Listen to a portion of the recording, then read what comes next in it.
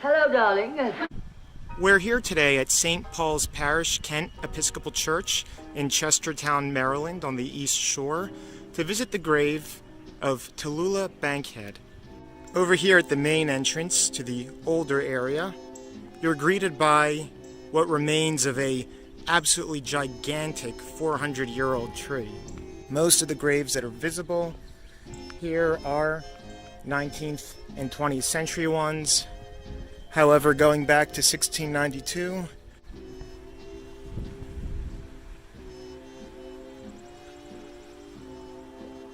and right over here is one of the oldest stones, which is inscribed, you can still read part of it, James Ricaud. He has a very unique marker in that it notes he died at the White House. But it's not the White House you might be thinking of.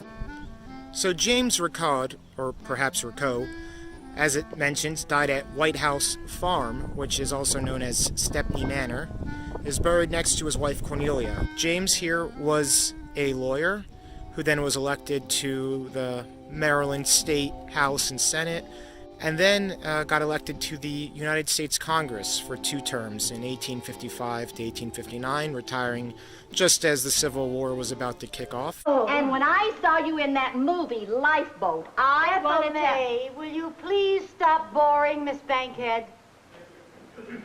When Miss Bankhead is bored, Miss Bankhead will let you know.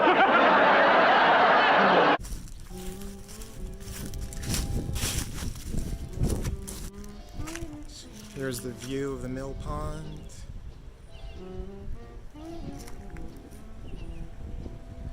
And now, if you can't find Tallulah Bankhead, which quite a few people have had problems, and you'll see why, just know, go to the mill pond and walk straight.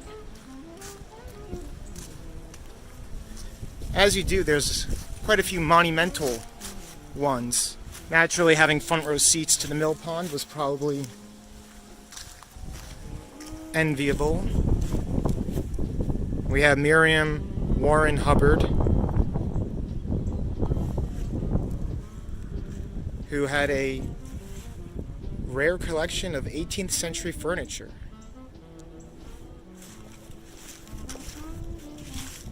Her husband, they both have coats of arms. Another very grand coat of arms, and there's a guy on a horse. A little bit further down along the mill pond, we come across this plot of Nicholson's, which in fact is one more notable burial. William Beck Nicholson, nicknamed Swish, which, as you might guess, or not, he was a Major League Baseball player.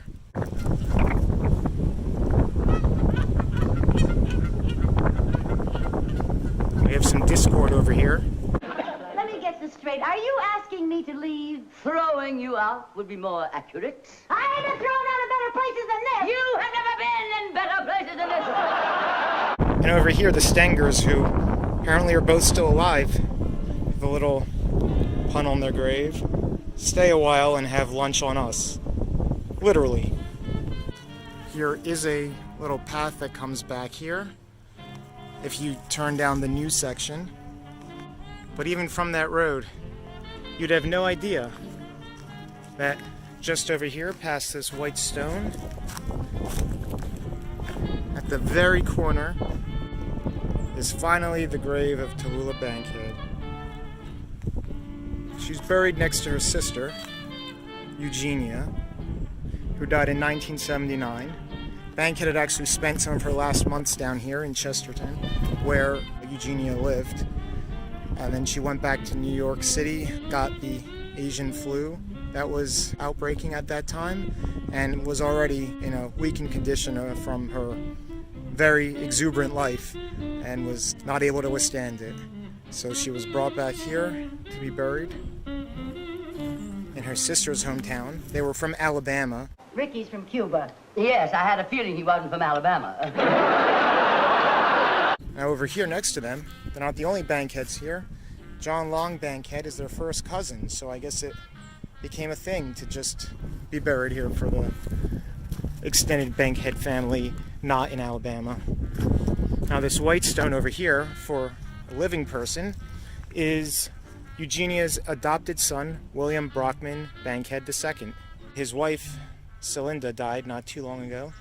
And here is their son, Henry Brockman Bankhead, who apparently died in 1965. And if he was the first one buried here, then that's what started this trend.